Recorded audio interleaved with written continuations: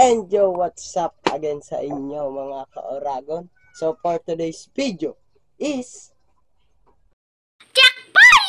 So ayun nga mga ka-Oragon, so second lap.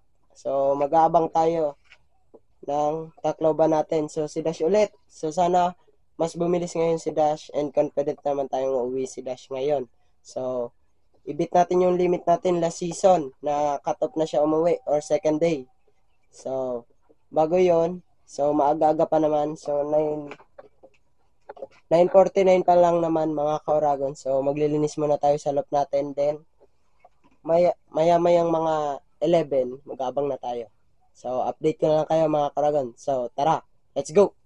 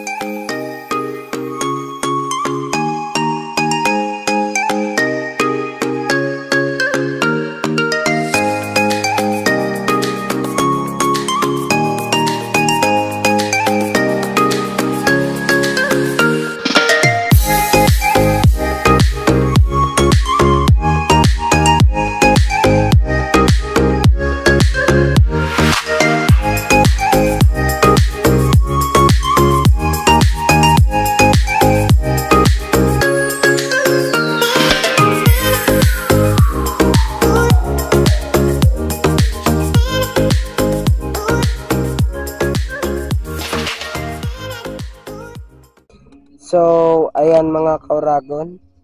So, forecast muna tayo. So, time check, it's 10:50 na rin naman.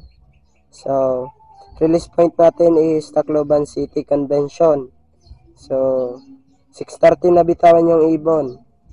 Then, yung distance natin galing doon hanggang dito sa loop is 341 km.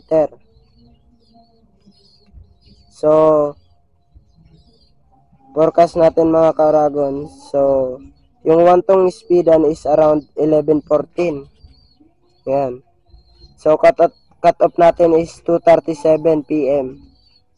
So, may isa't kalahati pa naman tayong oras para maghintay. So, katapos lang natin patukayin yung mga ibon natin at maglinis mga ka-Oragon. So, update ko na lang kayo mamaya mga ka-Oragon.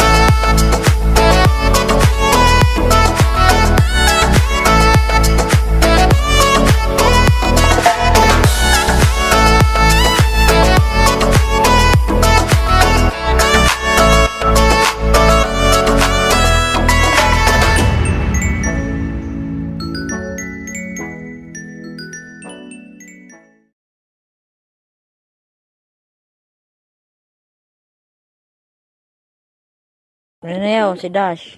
Oh. May sticker. Hindi pa ano.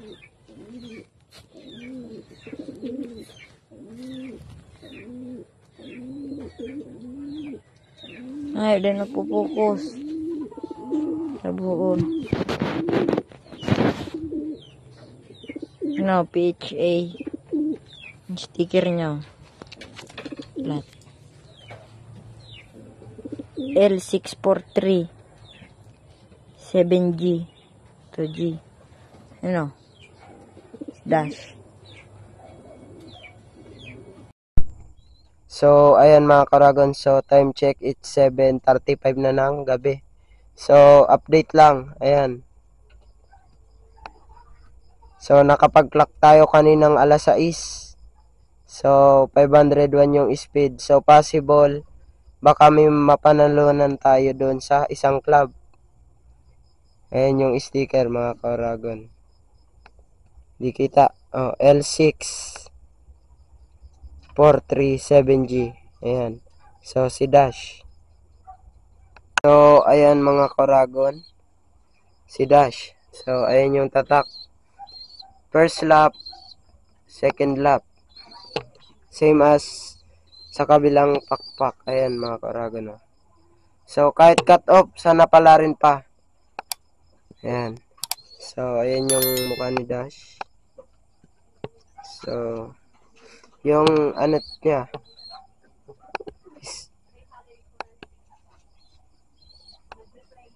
Ayan. Ikita. Ayan. PHA 062118. Then, CS Camarines Roaming Pigeon Club Incorporated 22 and 0319. Ayan mga Karagon. So, si Dash nga. Ayan. So, na-break natin yung limit natin nung last season. So, last season umuwi siya ng last lap ng second day na. So, ngayon, nagawa niya mag-daybird kahit papano. And yun nga mga Karagon. So, ngayon pa man, kahit cut off si Dash, at least umuwi siya ngayon. So, may chance pa tayo for second lap. So, wala man tayong makuha sa standing, at least makauwi pa ng maasin late yung ibon natin. So, paano yan guys? Dito ko na rin tatapusin ang vlog natin para sa araw na ito. At huwag niyong kakalimutan na i-click yung subscribe button dyan sa baba at bell button para lagi kayong notified sa mga bagong videos na ilalabas ko. Kaya keep safe, iniingat mga Kauragon. Bye!